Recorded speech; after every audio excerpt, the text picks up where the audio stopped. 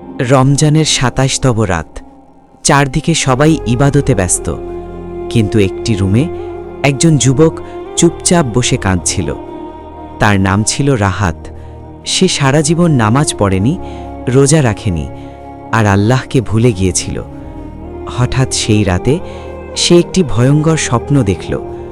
সে দেখল সে একটি অন্ধকার কবরে একা শুয়ে আছে, আর একটি আওয়াজ বলছে, রাহাত, তোমার সময় শেষ।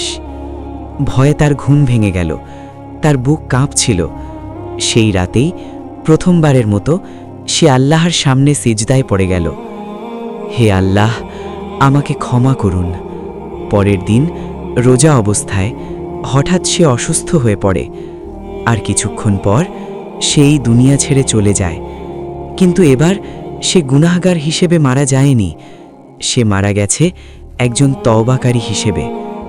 হয়তো এই রমজানই ছিল তার শেষ রমজান। তাই মৃত্যুর আগে আজই আল্লাহর কাছে ফিরে আসুন।